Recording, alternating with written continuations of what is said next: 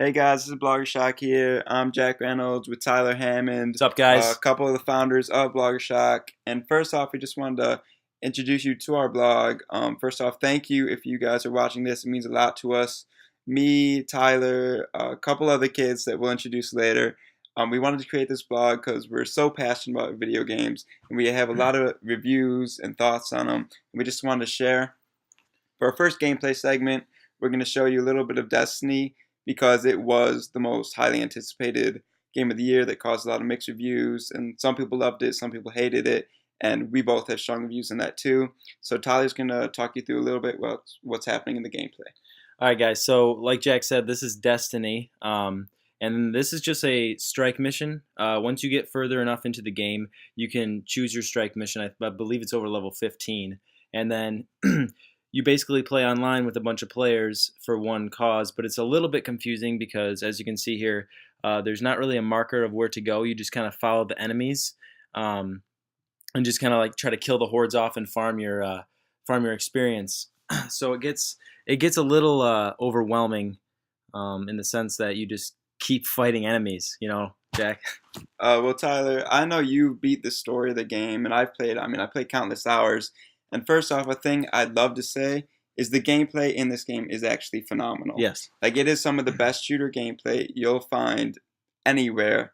And I think if you do really love shooters, then this is a must buy for you. But for me, as I'm huge into story games, I've heard and I've played a little bit of story, and it did not suck me in at all. And I didn't want to play it that much after. And even in these strikes and raid missions, I feel like there's not much of a purpose besides grinding and leveling up. And I don't really care about that. I want a great story. And so, could you tell us a little bit about the shortcomings of the story? Yeah. So the story, you kind of just you go. I think the you start at Earth, and then you go from Earth to the Moon, and then you go to Mars, Venus, and that's it. And then after Venus, it feels like they just kind of rushed it a little bit because the story just kind of came to a conclusion really fast, and everyone felt shortcoming with the story. And I mean, if I sat down and played this game, it would take me probably 7 or 8 hours to finish the whole game. And I like Jack. I'm a lover, and I have a very strong passion for games that pull me in with the story. And this game just wasn't one of them. But like he said, the gameplay and the multiplayer is phenomenal.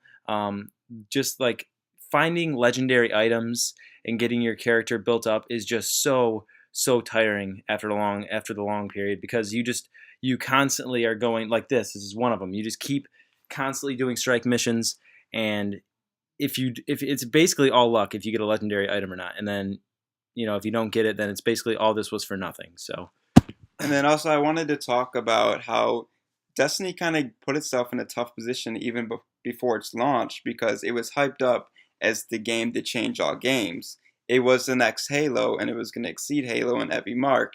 And Bungie said it was going to be a 10-year game. They would always add new content, always add new DLC. But I think, like, in our day of age, that's not possible. yeah. And because nobody's going to be playing Destiny in 10 And I years. know I don't want to pay for DLCs that come out every 3 months. Exactly. So they say it's a 10-year game, and I kind of feel like they maybe gave us an incomplete game then. That was their excuse for not having a great story because they could build on it later. But technology will be so far past Destiny in 10 years. Nobody's going to be like, oh, I'm going to break out my Xbox One and play Destiny because we're going to be on that next gen console at that point. So Destiny kind of dug itself in a hole even before it was launched. And obviously, I don't believe it even compares to Halo, the series. Um, and like I know a lot of places like GameSpot, IGN, Game Informer, they all had mixed reviews, with some rating all the way up to a 9, some down to a 6. And for me, I think I would put it into the low 6, maybe 7 range because, as I said, the gameplay is phenomenal, but the story's just not there for me. Yeah. And if it doesn't suck me in the beginning, I'm not going to keep going back to it. And that's the problem that I have with Destiny. I exactly what Zach just said. It was just I can't play it knowing what it did to me, because I was expecting like a Halo feel to this game, and the gameplay does, but the story does not. And so when at the end of this game, I was fucking mad. I was pissed off. This game, oh my god. I mean, I love the game, but I also hate the game. And fuck you, Destiny. God dang it! All right. A little passionate there, a little passionate.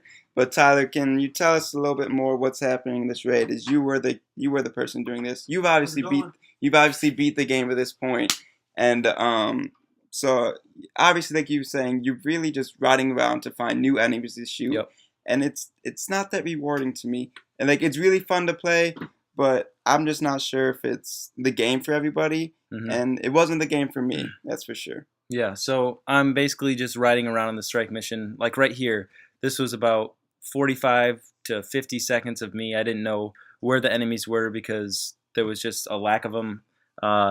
Then they spawned in Yeah, right there's behind no me. navigation to tell you where to go too. So Exactly. It it gets just overwhelming. yeah.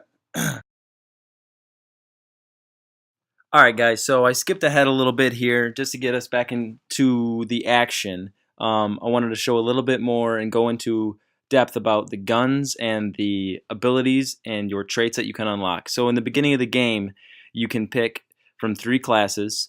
Um, and then once you pick your class, you have a map. Earlier in the gameplay, you saw me bring up my map and upgrade my glide ability to blink, which is actually the most furthest point that you can upgrade it to.